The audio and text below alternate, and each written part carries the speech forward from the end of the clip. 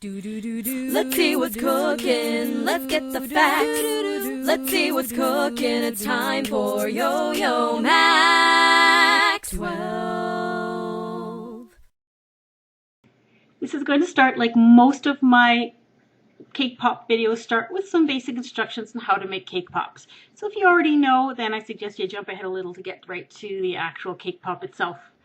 You crumble up some cake into a large bowl, and you need something to bind all those crumbs together. Now I'm using commercially made chocolate fudge frosting. You could use homemade frosting or even something like Nutella to bind all those crumbs together. And you need to add enough to make sure the crumbs do stick together. Now I didn't measure it, I'm kind of eyeballing it here because I've made these before. But if you have a 9 by 13 inch size cake, you add about 1.5 cups of frosting to that. Is about enough frosting. And then you blend it together until the frosting is evenly distributed. And when you give it a squeeze and it stays together, you probably have enough frosting in there. But you will learn from experience when you have enough and when you don't. Then take a little bit of the mixture and squeeze it together until you get a ball shape. And then put them on a cookie sheet covered with a silicone mat or some waxed paper. The ball shapes usually are around 1 inch to 1.5 inches in diameter. And of course you can make these in any shape you want. It doesn't have to be ball shape. The sucker sticks are paper or lollipop sticks. I bought these at a craft store. Dip them into a little bit of chocolate or candy melts and then poke them into the cake ball about halfway. Then you're going to refrigerate these until they are well chilled. You can do this by putting them in the refrigerator or even in the freezer. You don't want them frozen. You want them very well chilled. And then you're ready for the dipping. To make the rainbow cake pops, I'm using candy melts, also called candy melting wafers. I will put information on about what they are, what they taste like, and where to buy them in the description box, so go take a look if you're interested. To melt the candy melts, there's a few ways that you can do this.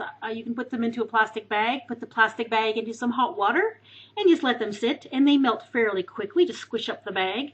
Or you can put them in a bowl and do the same thing. Put it in some hot water, let it sit, and then just give them a stir.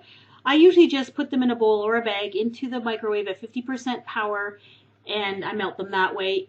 You can also use the defrost setting if you don't have a power setting. If your candy melts are too thick, you can add a little bit of melted shortening or low flavor vegetable oil to thin them out. Here's a quick tip for you. If you're dipping a cake pop and the stick comes out, dip it back into the candy melt, poke it back into the cake ball, and then just let it sit there for a few seconds. And if the cake ball is chilled enough, it'll just firm back up and the stick will be stuck right back in there. You can continue.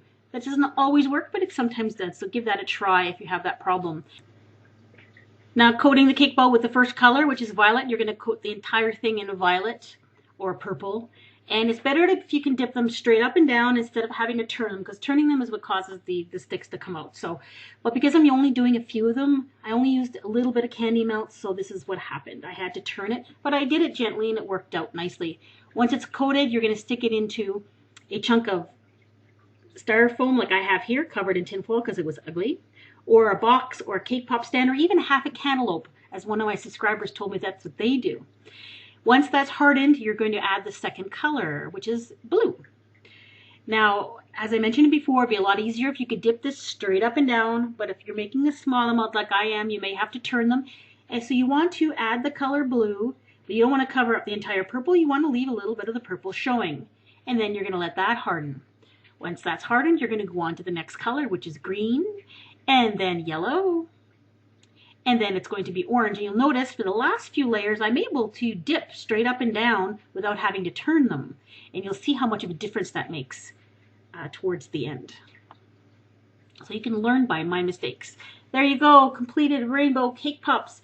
First of all, you'll see that the blue, green, and purple are the thicker layers because I wasn't sure how much of each color to put on.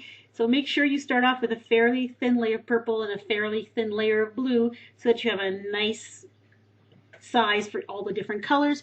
And you'll notice that when I did the dipping instead of the turning, the lines are nice and straight and they look a lot better.